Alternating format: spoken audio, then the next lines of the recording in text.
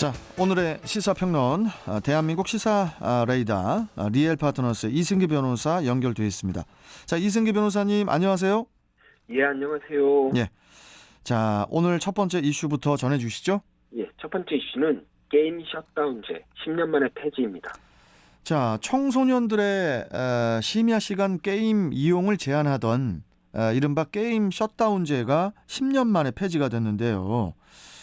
그런데 일각에서는 없어질 법이 왜 만들어졌냐며 셧다운제의 탄생 자체가 악법이라는 그런 주장도 있는데, 자, 먼저 셧다운제가 생긴 이유가 뭔지 이 부분부터 좀 설명해 주시죠.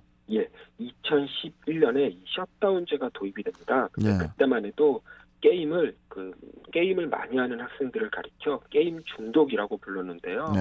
당시에는 이 게임 중독을 뭐 도박, 마약과 같은 이 중독 카테고리에 포함시켜서 사실상 게임에 대해 상당히 부정적인 인식을 가지고 있었습니다. 그리고 이 청소년들의 건강 문제도 제기가 됐는데요. 이 청소년들 나이 때는 잘 먹고 잘 자야 되는데 이 게임을 하느라 그러질 못했다는 겁니다. 이렇게 뭐 시민단체와 여성계 그리고 정치권이 중심이 돼서 이 강제적 셧다운제를 통과시킨 건데요. 예. 뭐 게임업계가 강력히 반발을 했지만 이 법안 통과를 막지는 못했습니다. 그 이후 게임업계가 뭐 셧다운제를 두고 헌법상 기본권 침해를 이유로 이 헌법소원을 제기했지만 이 헌재에서도 2014년경에 이 셧다운제를 합헌으로 결론을 내렸고요. 심지어 일각에서는 이 모바일 게임까지 이 셧다운제를 확대해야 된다라는 이제 목소리도 나왔는데 결국 여기까지는 도입이 안 됐습니다. 예. 그래서 결과적으로 이 모바일과 콘솔 게임을 제외한 이 오로지 이제는 온라인 게임을 대상으로 해서 지난 10년간 이 셧다운제가 유지가 된 겁니다. 자, 그런데 시간이 흐르면서 게임이라는 게 이제 우리나라의 주요 산업으로 바뀌면서 게임을 보던 국민들의 시선이 좀 이렇게 달라졌단 말이에요. 그렇죠. 예. 뭐 게임 관련 사업이 발전을 하면서 이 게임 중독이라는 말도 조금 이렇게 점차 사라지는 것 같고, 그러면서 이 셧다운제 폐지 여론이 점점 높아진 것 같기도 합니다. 예, 그렇습니다. 그 셧다운제 자체가 21세기 이 4차 산업 시대에는 역행하는, 어쩌면 이 발전하는 게임 산업의 이 발목을 잡는 이 부정적 규제로 남게 된 건데요. 네. 특히 청소년들이 게임을 많이 하고 적게 하고는 이 각 가정에서 알아서 판단해서 이 조치를 하면 되는 건데, 이 국가가 너무 개개인의 가정 생활에 깊숙이 개입한다라는 이런 비판도 함께 있었습니다. 네. 또 여기에 게임 시장이 이제는 좀 모바일 중심으로 옮겨졌는데, 방금 말씀드렸듯이 모바일은 또 셧다운제 대상이 아니어서 24시간 언제라도 게임이 가능했습니다. 그런데 온라인 게임만 규제하는 건데요. 이렇게 되니까 이 셧다운제의 실효성 자체에 또 의문부호가 붙은 겁니다. 네. 그리고 이런 상황에서 이 청소년들이 즐겨하는 게임, 그 마인크래프트 사태가 이런 비판 여론에 이제 기름을 부은 겁니다. 지난 7월에 이 마인크래프트를 운영하는 그 마이크로소프트사, 그러니까 MS사에서 이 특정 시간에 미성년자를 차단하는 한국용 서버를 구축하지 않겠다라고 했습니다. 예. 그래서 사실상 청소년들이 마인크래프트를 아예 이용을 할 수 없는 이런 사태가 벌어졌는데요. 이 마인크래프트는 이 교육용 게임의 대명사지만 이 미성년자 차단 서버를 구축하지 않으면서 사실상 우리나라에서는 이 성인용으로 구분이 돼버린 겁니다. 그러니까 정치권을 중심으로 해서 셧다운제 무용론 또는 폐지론이 일었고요. 결국 법안 통과가 된 겁니다. 예. 내년 1월 1일부터는 이 강제적 셧다운제가 완전 폐지가 되는 건데요. 이제 미성년자도 이 자신이 원하는 시간에는 아무 때고 이제는 온라인 게임을 할 수가 있는 거죠. 대신에 선택적 셧다운제가 도입된다고 하던데요. 이건 무슨 내용인가요? 예, 청소년 본인 또는 보호자가 요구하면 원하는 시간대에 게임 이용을 차단할 수 있는 제도인데요. 뭐 가족 구성원들이 자율적으로 협의해서 정하면 되는 겁니다. 뭐 강제가 아니라는 점에서는 지금 뭐 이게 도입돼도 큰 의미는 없어 보입니다. 강제적 셧다운제가 이제 역사 속으로 사라지게 되는데, 무엇보다 시대에 맞지 않는 좀 대표적인 악법이라는 그런 생각도 좀 듭니다. 예, 뭐 게임은 가장 유명한 산업 중 하나입니다. 그리고 또 종합 예술이라고도 불리는데요. 요새 게임들을 보면은 뭐 스토리에, 음악에, 디자인에 뭐 각종 요소들이 결합된 그야말로 하나의 작품입니다. 뭐 과거에는 이 게임에 빠졌던 아이들을 게임 중독자라고 불렀다고 하면은 지금은 게임을 하는 게 어쩌면 또 자기 개발이 될 수 있고요. 또 자신의 꿈을 찾는 그런 과정이 될 수도 있고요. 이러한 게임에 대한 인식 전환이 어쩌면 이번 셧다운제 폐지를 이끌어냈다라고 볼 수 있습니다. 그런데 이제 저도 최근까지 모바일 게임도 좀 해봤는데요, 이승기 변호사. 예.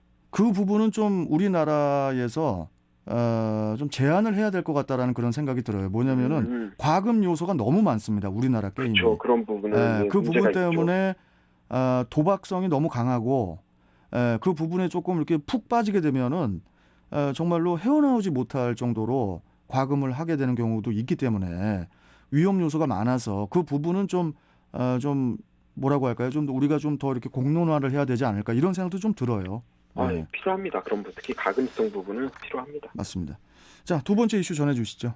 예, 다음 이슈는 커피 사러 온 경찰 인도 주차 논란입니다. 자, 지금 온라인상에서 사진 두 장이 이제 지금 논란이 되고 있는데 한 장은 인도에 경찰차가 주차돼 있는 그런 사진이고 또 나머지 한 장이 매장 안에서 커피를 주문 중인 경찰관 두 명이에요. 그러니까 이제 종합해 보면은 경찰관이 경찰차를 도로가 아닌 인도에 주차를 하고 커피를 사러 왔다는 게 되는 거겠죠? 예, 당시 사진을 게시한 이 작성자는 경찰관님들 보면서 주차하는 법을 배웠습니다라며 이제 웃는 표시까지 하는 사실상 이제 비꼬는 듯한 이제 비판적인 입장을 보여줬는데요. 근데 그에 반해 이 네티즌들은 이 사진을 보고 이 찬반 여론이 좀 치열합니다.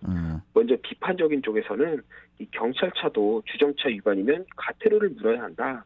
특히 경찰이라면 일반인들보다 더욱더 높은 이 준법 의식이 요구된다면서 이 비상 상황도 아닌 평시에 이렇게 인도에 불법 주차를 하는 것은 문제다라는 의견이었고요. 반대로 또 불법은 맞지만 이 경찰 업무의 좀 특수성을 생각하면 이 정도는 좀 우리 사회가 이해해줘야 된다라는 의견도 상당했습니다. 뭐 식사를 하거나 심지어 화장실에서 볼일을 보다가도 신고를 받으면 이제 신속히 나가야 되니까 뭐 좀 출동하기 편한 곳에 주차를 한 거 아니냐라면서 이런 부분 이해를 하자라는 건데요. 또 커피숍에서 커피 마시며 쉬는 동안 뭐 장기간 주차한 것도 아닌 금방 커피만 사가지고 다시 나갈 거니까 뭐 좀 그 정도 주차할 수 있는 거 아니냐라는 의견이 이제 상당히 많았던 거죠. 네. 그 해당 지구대 관계자가 이제 입장을 밝혔는데 인도 주차는 불법이니 앞으로 경각심을 갖겠다 이렇게 이제 말을 했어요. 자, 그런데 이게 지금 뭐 불법이 맞는 겁니까? 예, 불법이 맞습니다. 일반 차뿐만이 아니라 경찰차도 이렇게 인도에 주차를 하면 안 되는데요. 다만 예외가 있습니다. 그 현행법상 공무를 수행하고 있는 긴급 자동차에 대해서는 도로교통법 위반 과태료 부과를 면제하고 있는데요. 다만 도로교통법 시행령 2조 1항에서는 이 긴급 자동차의 범위를 범죄 수사, 교통 단속, 그 밖에 긴급한 경찰 업무 수행에 사용되는 자동차 이렇게 한정을 하고 있습니다. 여기에 해당되지 않으면 경찰차의 인도 주차는 이제 불법인 게 맞는 거죠. 그런데 해당 지구대 관계자에 따르면 이 근무 교대 직후 커피를 마시며 일을 시작하기 위해 이제 커피숍에 들렸다라고 말을 했는데요. 그렇다면 뭐 긴급한 경찰 업무 수행에는 해당이 되지 않는 거니까 이제 불법이 이제 맞는 거죠. 불법이 돼버리는 거죠. 그리고 이제 경찰관은 어쩌면 이 제복을 입고 일하는 직업입니다. 뭐 제복을 입은 만큼 작은 행동 하나에도 주의를 기울여야 되는 게 맞는 거고요.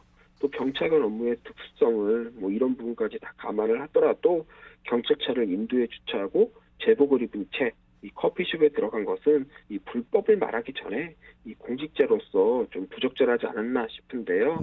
뭐 제 생각인데요. 이 두 명이 함께 근무하니까 뭐 마땅히 주차할 데가 없으면 한 분이 먼저 내려 커피숍에서 들어가 주문을 하고 나머지 한 분은 그 시간에 이제 차량을 한 바퀴 돌고 와서 픽업을 하면 어땠을까? 뭐 이런 생각을 한번 해봅니다. 예, 뭐 당연한 생각 같지만은 그게 옳으신 말씀이십니다.